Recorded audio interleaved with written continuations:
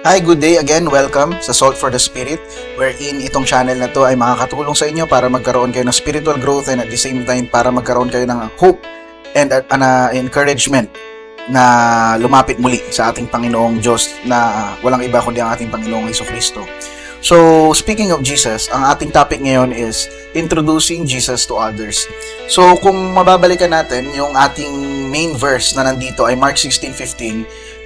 Ito rin yung ginamit natin sa ating previous video na yung preaching the gospel.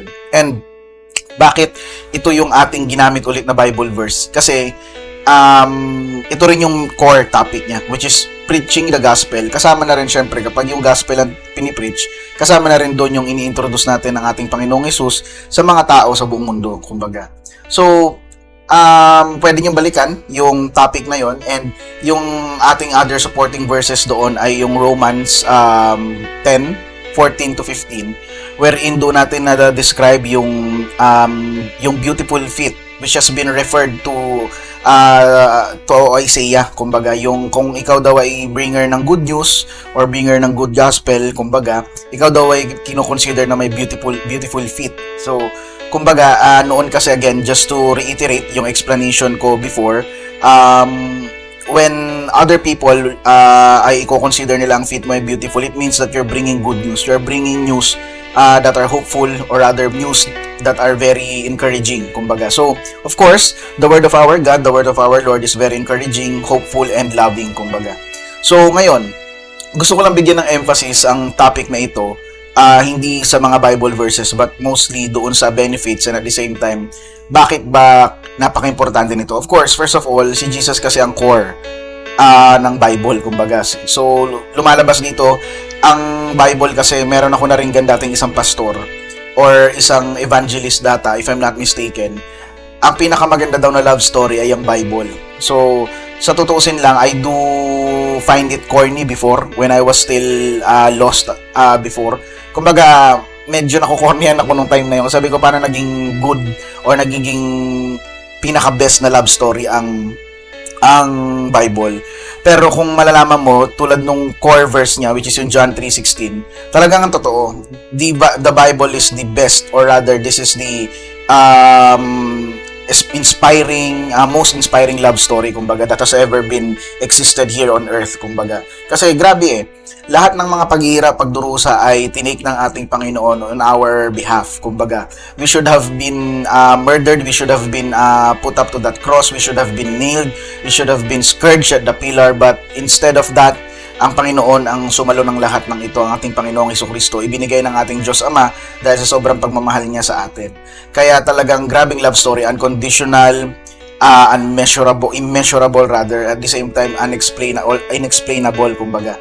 Hindi siya mako-comprehend ng kahit sinong tao agad-agad, at hindi siya makakaya ng ibang tao or lahat ng tao, of course.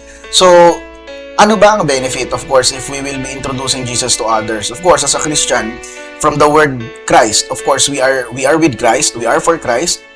Before tayo ay patay na, in short, ay tayo ay naka-destined sa eternal damnation, but because of Jesus Christ, tayo ay na-save because of Him alone, kumbaga.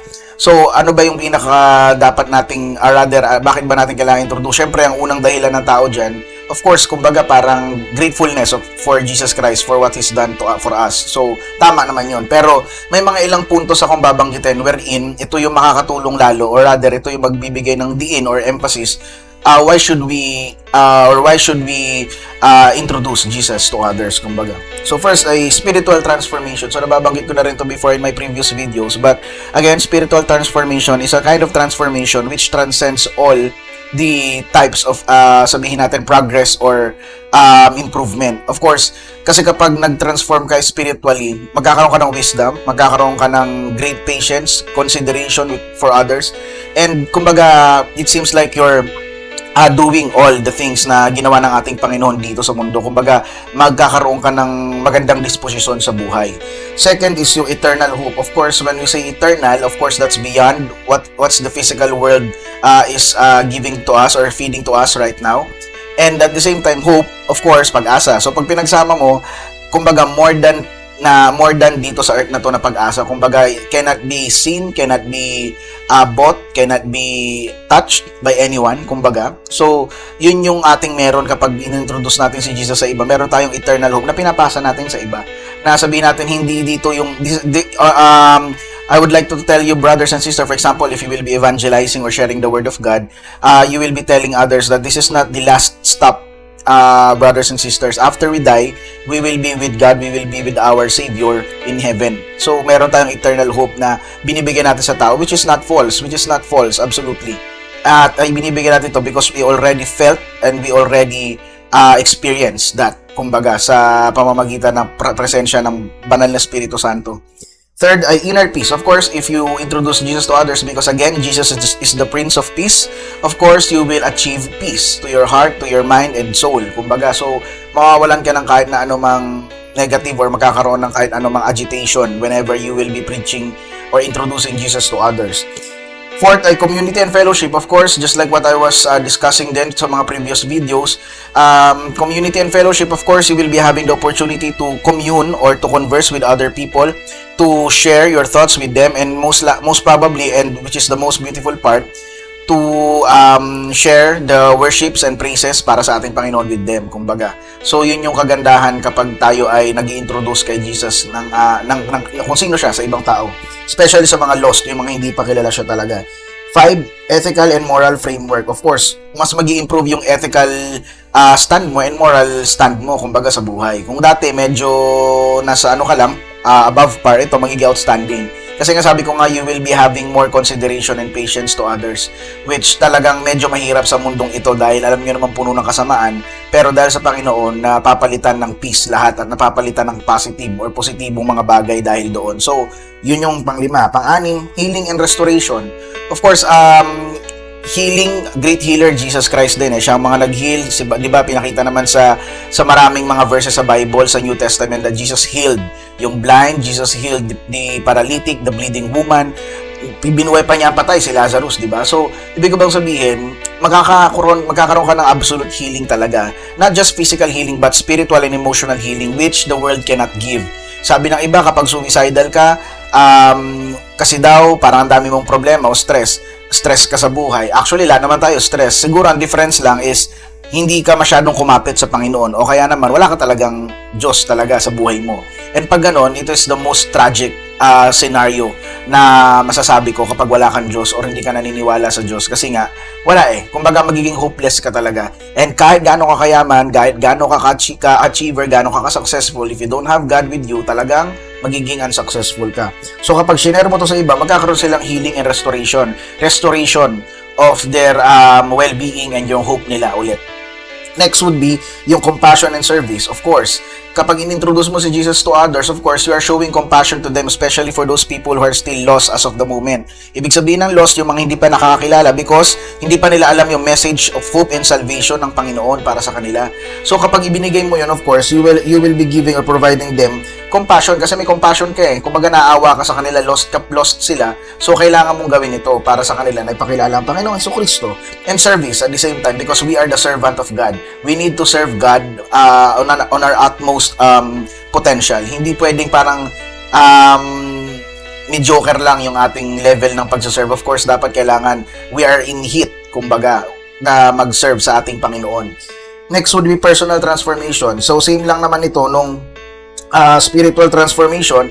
So, personal nga lang, of course, totoo po yun. Kapag kunyari ikaw ay may peace, minsan yung mga pimples mo mawawala. Hindi, totoo yun. Personal transformation, physical transformation, may mga ganon. Minsan, parang dati, masakit ang dibdib mo, masakit ang mga kalamnan mo, biglang mawawala. Kasi nga, nagkakaroon ka na ng peace sa buhay mo All the stress and emotions na negative are already being broken down or already being torn apart by the message or yung ginagawa na pag-introduce sa Panginoong Jesus, which is napakaganda rin. Another example of personal transformation is that, kunyari ikaw, dati kang sabihin natin, gumagawa ka ng sabihin natin masama or kaya naman, lahat naman tayo gumagawa ng pasama. What I mean is, meron kang favorite sin na hindi mo maalis-alisan, kumbaga nasa tanikala ka ng kaaway. Ngayon, magagawa mo na siyang malagpasan. Kumbaga, magkakaroon ka ng magandang personal na disposisyon sa buhay.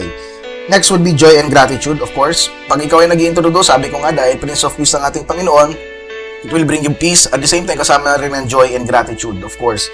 Showing gratitude, of course, yan ang pinakamaganda kasi because Jesus saved us from the eternal damnation, it is a must for us to show gratitude to Him. Dahil kung hindi dahil sa Kanya, wala na tayong pag-asa. Kumbaga. So, kasama yon. Kumbaga, while we are introducing Jesus, we're also showing our gratefulness and our gratitude to Him.